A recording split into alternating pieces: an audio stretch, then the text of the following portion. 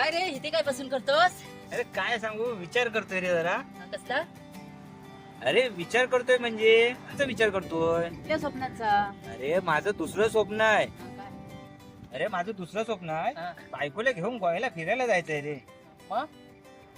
मग जा ना, मग पहिला स्वप्न काय आहे ते मला सांग. पहिलं स्वप्न अजून लग्न करणे हेच आहे.